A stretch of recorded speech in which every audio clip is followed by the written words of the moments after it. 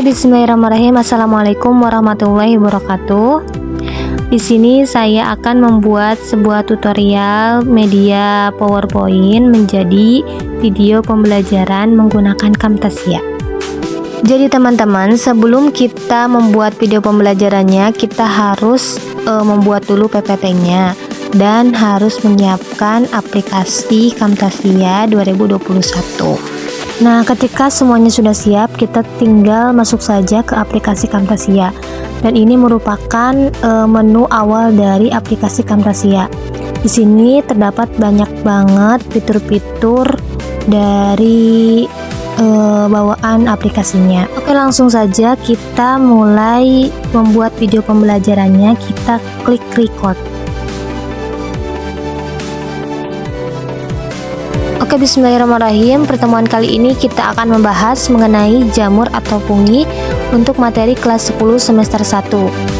Kompetensi dasar dan indikator 3.7 mengelompokkan jamur berdasarkan ciri-ciri, cara reproduksi, dan mengaitkan peranannya dalam kehidupan sehari-hari. 4.7 menyajikan laporan hasil investigasi dengan keanekaragaman jamur dan peranannya dalam kehidupan. Indikator yang harus dicapai oleh siswa: menjelaskan ciri-ciri umum divisio dalam kingdom fungi, menjelaskan struktur tubuh jamur, mengelompokkan jamur berdasarkan ciri-ciri morfologinya. Oke, tujuan pembelajaran pada materi fungi ini, siswa mampu menjelaskan ciri-ciri umum divisio dalam kingdom fungi. Yang kedua, siswa mampu menjelaskan struktur dan tubuh jamur. Lalu yang ketiga, siswa mampu mengelompokkan jamur berdasarkan ciri-ciri morfologinya. Pengertian dari jamur. Kata jamur itu berasal dari nama Latin yaitu fungi. Nah, jamur atau fungi ini adalah yang sifatnya itu eukariotik dan tidak berklorofil. Nah, jamur atau fungi ini reproduksinya itu ada dua cara, yaitu ada aseksual dan juga seksual. Kalau aseksual itu menghasilkan spora, kunjuk, dan juga fragmentasi. Sedangkan kalau secara seksual yaitu dengan zigospora, ascospora, dan basidiospora.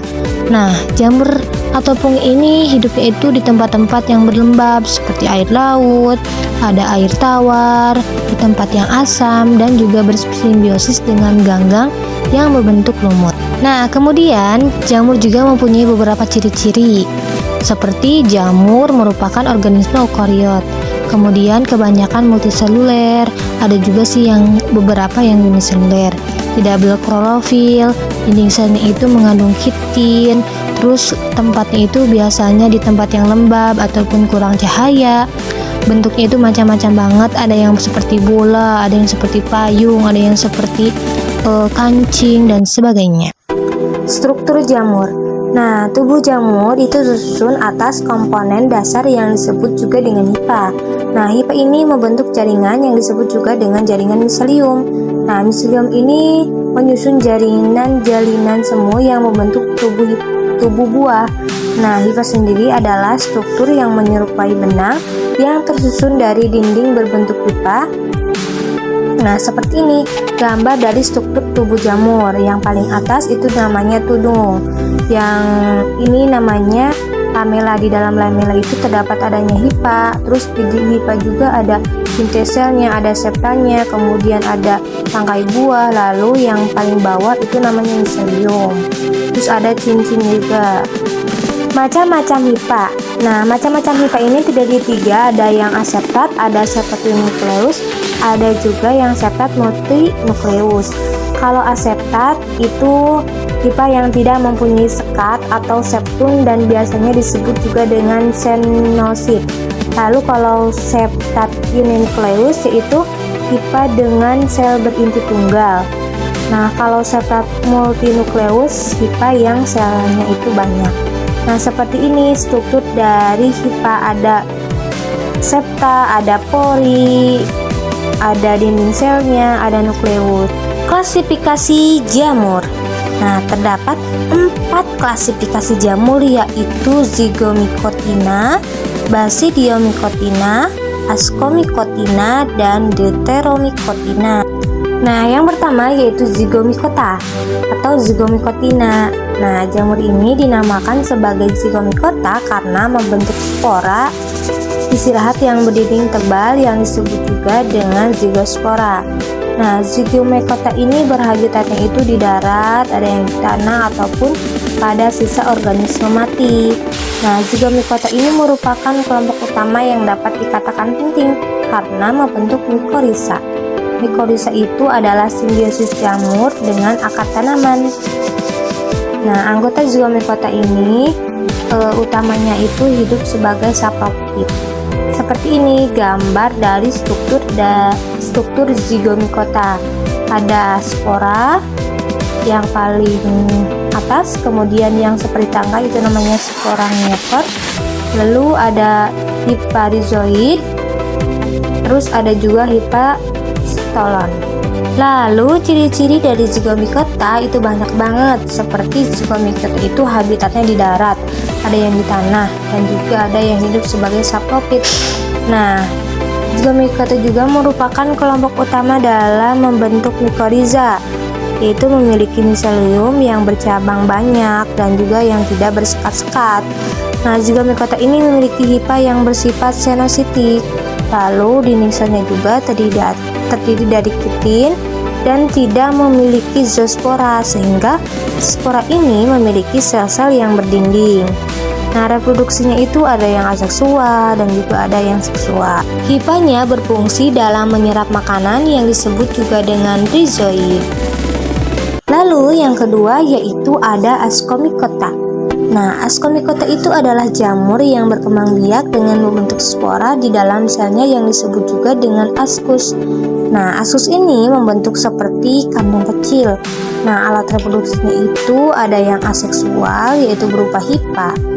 Nah, contoh dari Ascomycota ini adalah Saccharomyces cerevisiae, yaitu fermentasi alkohol, dan Aspergillus flavus, yaitu penghasil racun aflatoksin ya. Nah, ciri-ciri dari Ascomycota ini, dinding selnya tersusun atas zat kitin. Ada yang uniseluler, ada juga yang multiseluler. Hipanya itu bersekat membentuk badan buah yang disebut juga dengan itu mengandung inti haploid, memiliki keturunan diploid, dan juga reproduksinya itu ada yang vegetatif dan ada yang generatif. Nah, ini dia contoh jamur yang termasuk anggota Ascomycota. Itu ada Saccharomyces sp, ada Candida sp, Penicillium sp, Aspergillus sp, dan juga ada Neurospora sp. Kemudian yang ketiga yaitu Basidiomycota.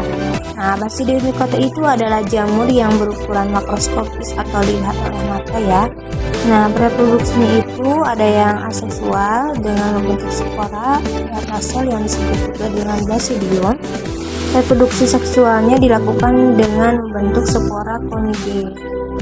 Nah, ciri-ciri dari jamur Basidiomycota ini yang pertama multiseluler, hipanya itu bersekat, lalu dinding selnya itu tersusun atas kitin, reproduksinya vegetatif dengan membentukannya diaspor, lalu memiliki satu inti haploid.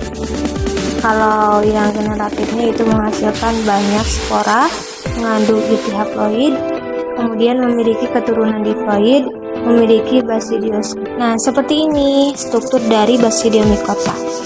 Lalu contoh dari Basidiomycota ini ada jamur yang menguntungkan dan juga ada jamur yang merugikan. Nah, kalau jamur yang menguntungkan pasti kita juga pernah melihat ya, seperti jamur tiram, jamur kancing, jamur merang. Nah, kalau jamur merang itu bahasa latinnya atau Variella focacea. Jamur ini bisa dimakan. Jamur tiram itu Pleurotus ostreatus ya. Bahan dapat dimakan juga. Kemudian jamur yang merugikan ada Auricularia polypterica, lalu ada Trichotoma sp. Kemudian jamur yang keempat yaitu ada Deuteromycota. Nah, Deuteromycota atau Deuteromycotina ini beranggotakan jamur yang belum diketahui cara reproduksi seksualnya. Nah, oleh sebab itu Deuteromycota ini disebut juga dengan fungi yang tidak sempurna. Nah, jika suatu jamur dalam penelitiannya itu lebih lanjut diketahui cara reproduksi seksualnya, Nah, jamur tersebut akan dimasukkan ke dalam divisi yang sudah ada seperti Zygomicota, Ascomycota, Basidiomycota.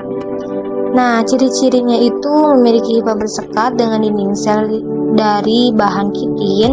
Kemudian ada yang multiseluler, ada yang uniseluler. Reproduksinya itu kalau vegetatif dengan kaniospor.